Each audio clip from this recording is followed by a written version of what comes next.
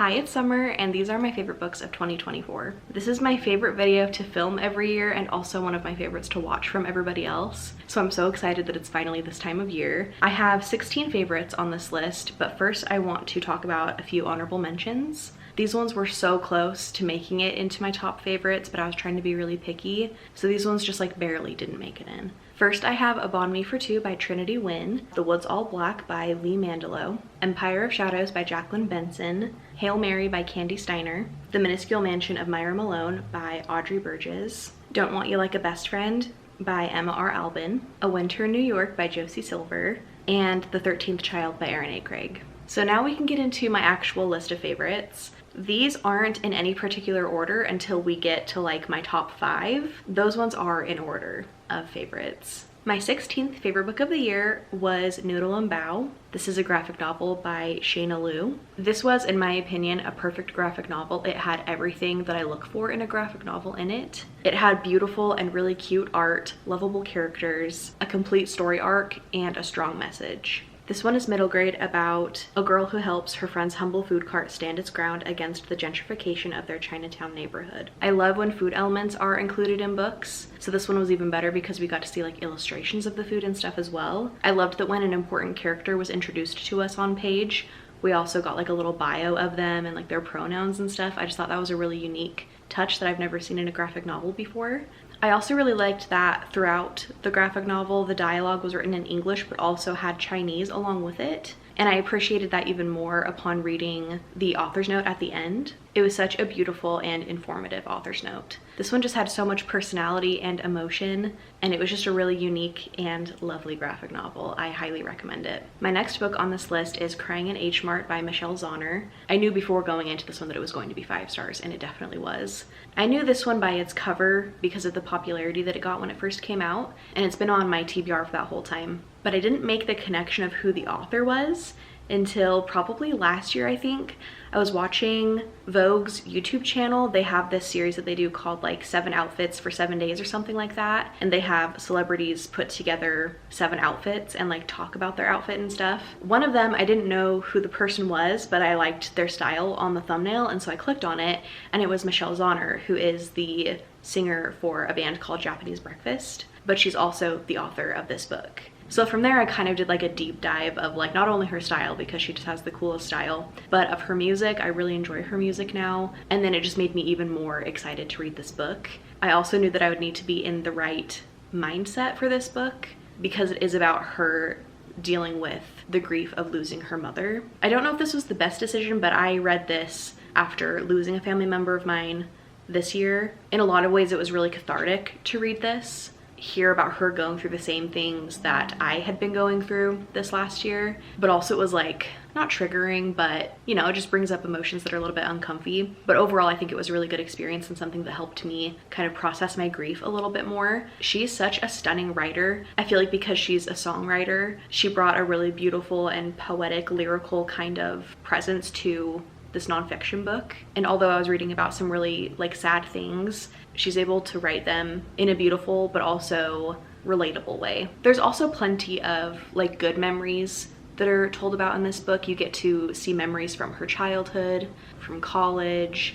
You get to see all aspects of her relationship with her mother, even the parts that weren't so good. But she talks a lot about the food that made up her life and how her mom making food for her was a love language. The way that she described all of the food really made me want to try all of it. A lot of this book explores her being mixed race, but also the added layer to all of that of after losing her mother, she felt like she kind of lost her connection to her Korean heritage and her culture, especially as it pertained to food. This was just such a beautiful, raw book. I'm so glad that she decided to share it with everyone, because this would be a very emotional thing to share with the world and put it out there to be judged by people when it has like such heavy, meaningful things in it. It made me nostalgic and think about the foods that I associate with my childhood and with my loved ones. I think that everyone would get something out of this.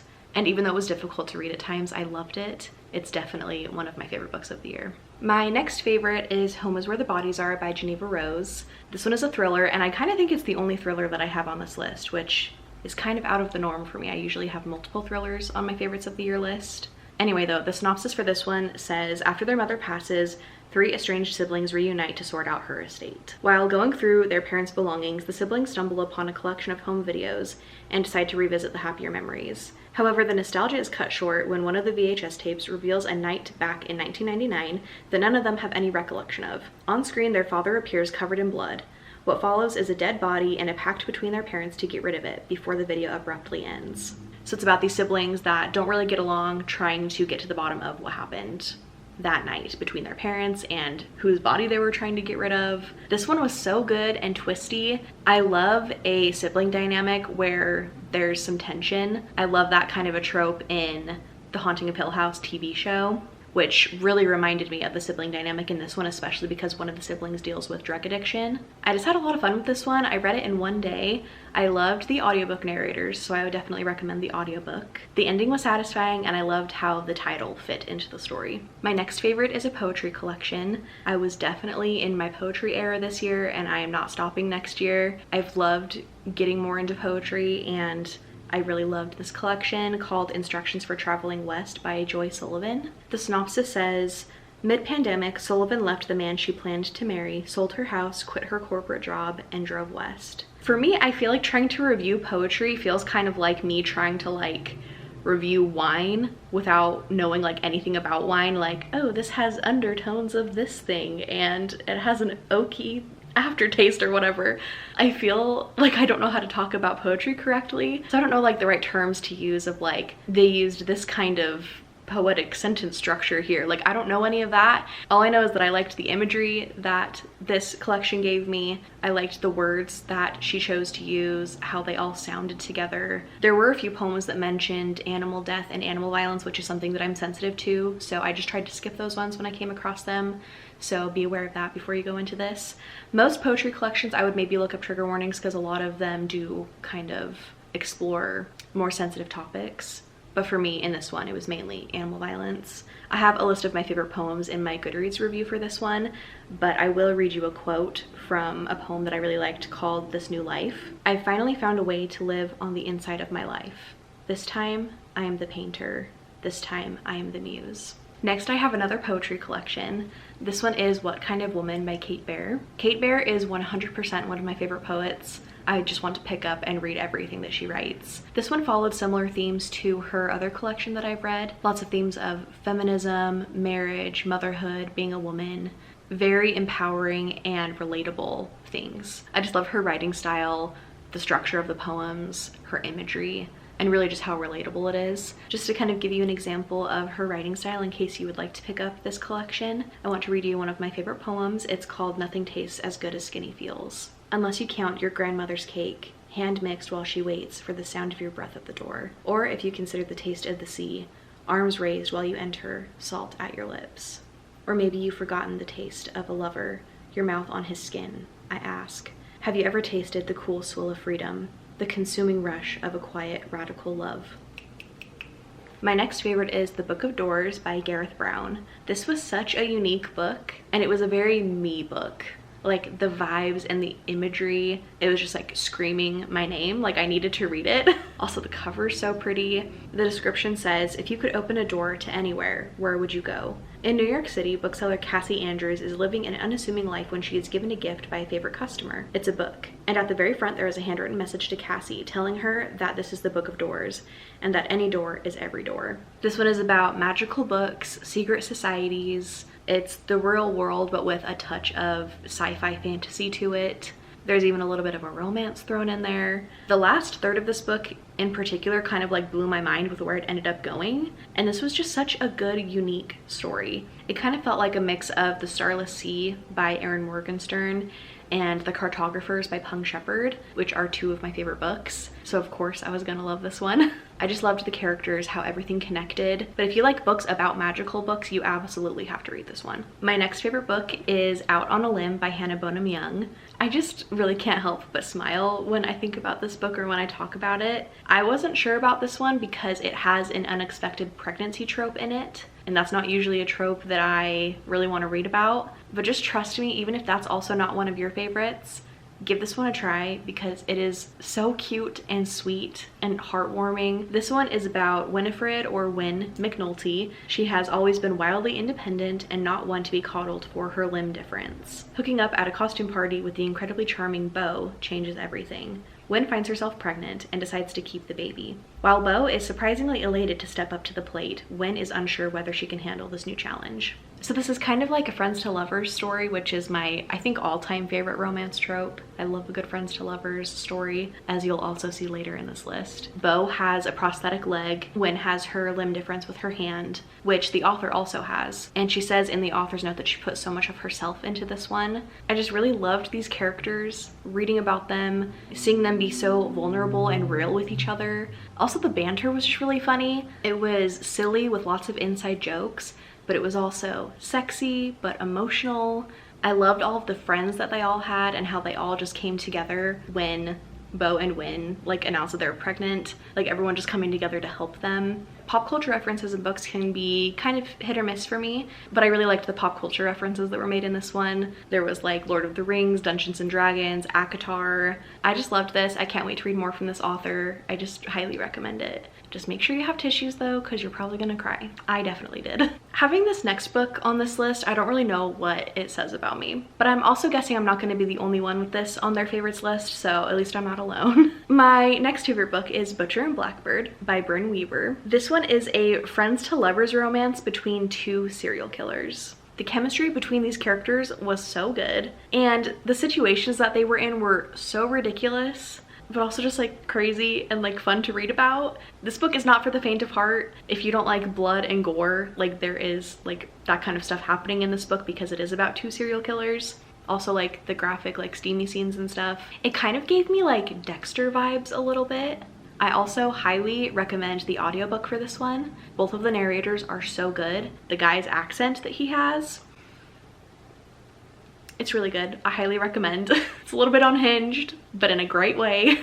I loved it, and it's one that I can definitely see myself rereading in the future. My next favorite is People We Meet on Vacation by Emily Henry. Poppy and Alex, Alex and Poppy, they have nothing in common. And somehow, ever since a fateful car share home from college many years ago, they are the very best of friends. For most of the year, they live far apart, but every summer for a decade, they have taken one glorious week of vacation together. Until 2 years ago, when they ruined everything. They haven't spoken since. And so she decides to convince her best friend to take one more vacation together, lay everything on the table. Miraculously, he agrees, and now she has a week to fix everything.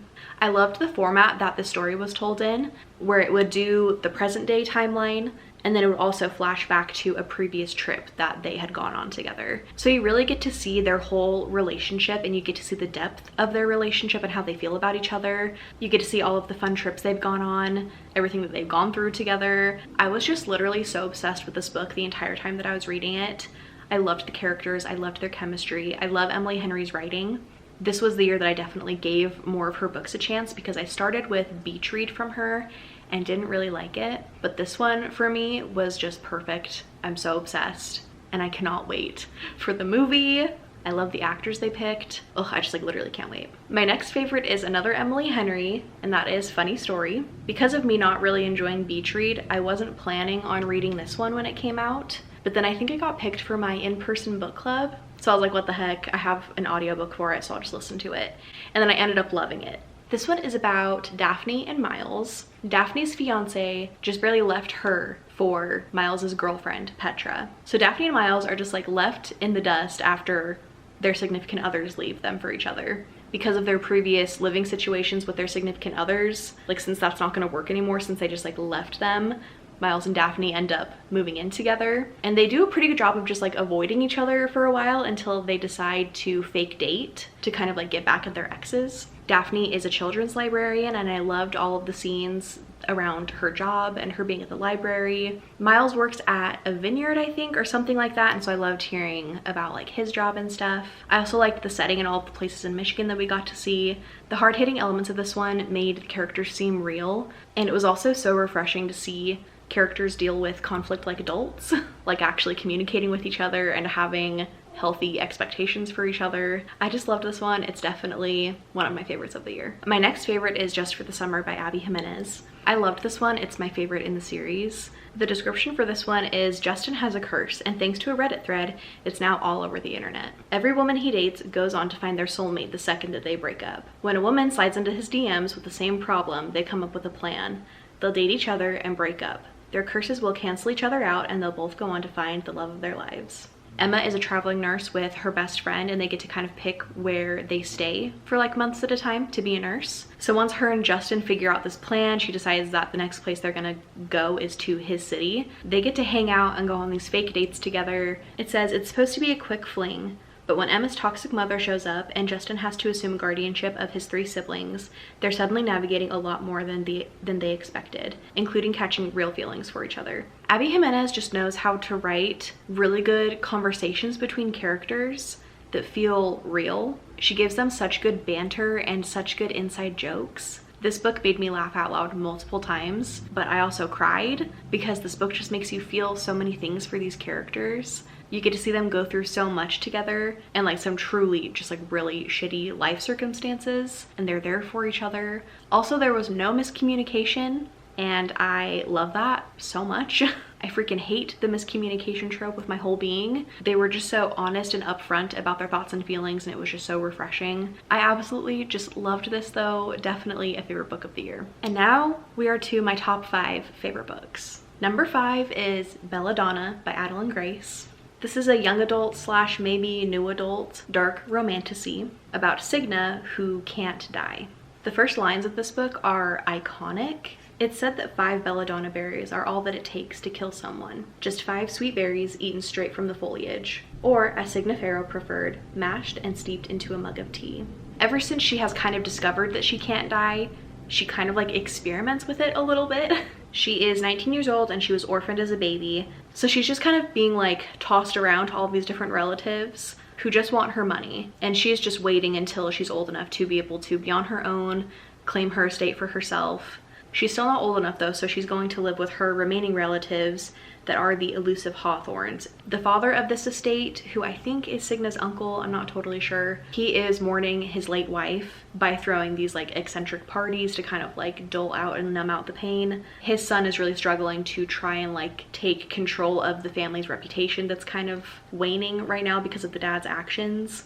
And then the daughter is suffering from a mysterious illness, which they believe is the same illness that killed their mother. One of the things that Cigna is able to do because of her inability to die is that she can see ghosts. So she sees the ghost of their deceased mother, and the mother is claiming that she was poisoned and didn't die of natural causes. So Cigna decides that she's going to take it upon herself to figure out what actually happened. This is a 3-book series, so obviously that is just like scratching the surface. The descriptions of the setting in this book though, I could see it so vividly in my mind. I loved the dark gothic vibes of this. I loved all of the characters. I loved the fantasy elements.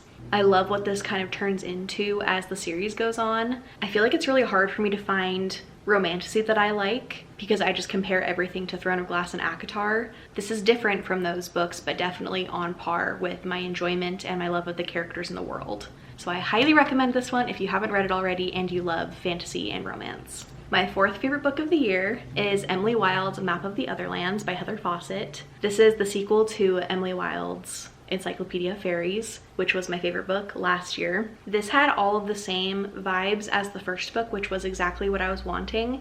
It does have a slightly more like higher stakes adventure in it, and I'm really excited to see where it kind of takes us in the 3rd book that's coming out next year. This one just follows Emily and Wendell again. They're in another small town. I think this one's like a small town in the mountains. There are a couple of new friends that are brought into this story though too that I really enjoyed. Heather Fawcett's writing style is one of my absolute favorites. It fits perfect with the time period that this book is set in, and also with Emily Wilde. Also Wendell, I guess, too, because they're kind of a little bit like pretentious characters a little bit, and I feel like the writing doesn't feel too pretentious, but it kind of like leans that way a little bit. It uses bigger words and really beautiful lyrical writing, which is my favorite. I know some people don't like it, but it's one of my favorite types of writing. I also just love seeing Emily and Wendell interact together. They are my absolute favorite. Also her dog Shadow. Ugh, I love Shadow. This was just so magical and charming, but also kind of thrilling. I'm just so obsessed with these books, and I'm positive that the third book will also be 5 stars and will probably be on my favorites list of next year. So if you haven't read the series yet, I highly recommend it. I love it. It's an all-time favorite series for me at this point.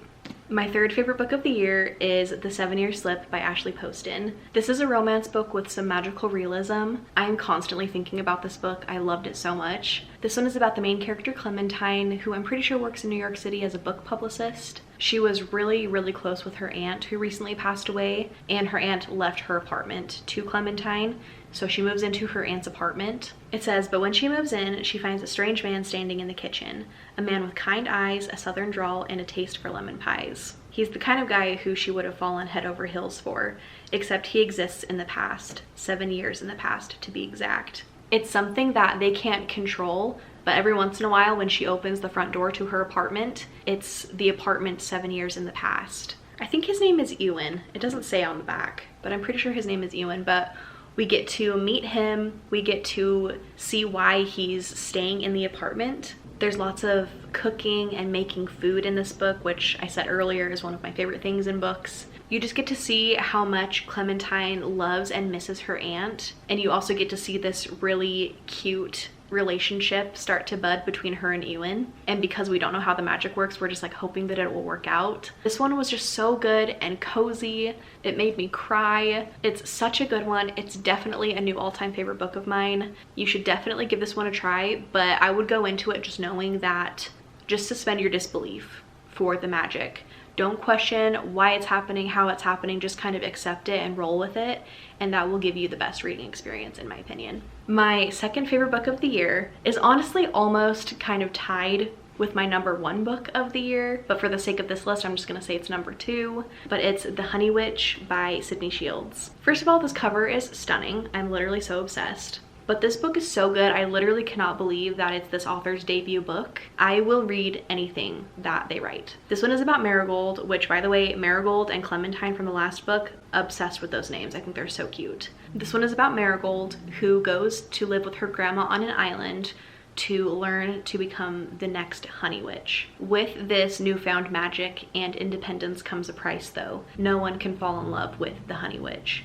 It's this curse that has cursed her family for a long time, and it's the one downside that comes with being the Honey Witch. I loved the magic system in this book so much.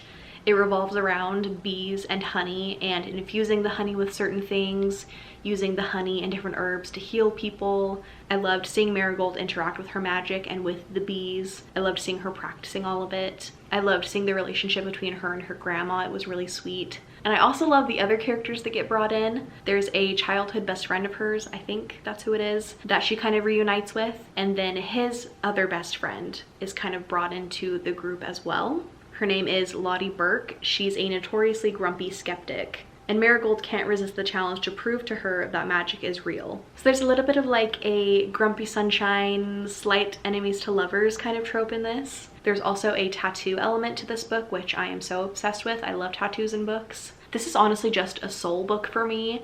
I connected with it so much and I love it so much. I love the characters, I love the world, I love the magic. I feel like I'm just repeating myself, but this was so good. The queer up was so good. If you like cozy fantasy, please read this book. And now for my number 1 favorite book of the year, that is Tomorrow and Tomorrow and Tomorrow by Gabrielle Zevin. I saw this book getting a lot of hype when it first came out. I thought that the cover was really pretty, but I heard from people that it was a little bit more literary, that it didn't really have romance in it. And for some reason, I just kind of felt like I didn't really want to read it. But then my friend Gwen read this and it's her new all-time favorite book. And it was her favorite book of last year. And I did a video earlier this year reading my friend's favorite books from 2023. So I of course had to read this one because of Gwen. And I am obviously so glad that I gave this book a chance because I loved it so much. It completely ruined me. In a sad way, but also in a good way.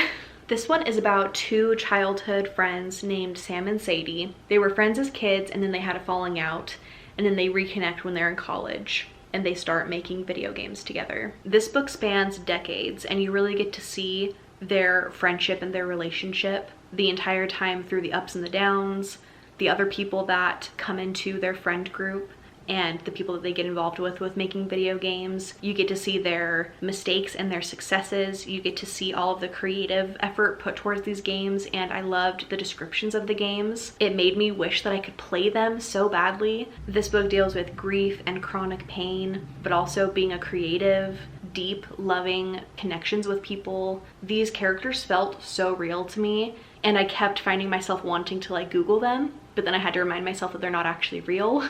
If you are a creative and you love seeing the creative process, if you love deep, complex relationships, if you love a story that spans a large amount of time, if you love seeing characters be there for each other through some of the worst things that a person can go through, like, this is for you. But it is absolutely an all-time favorite book. It's definitely my #1 favorite of the year. If you feel like you can handle it, please read it. It was amazing. I also loved the audiobook. I tandem read this one, and that is how I would recommend it because I really loved that experience with it. Those were all of my favorite books of 2024. Thank you so much for being here, especially if you made it to the end, because I know this is going to be a long one. Thank you so much for watching, and I will see you in the next one.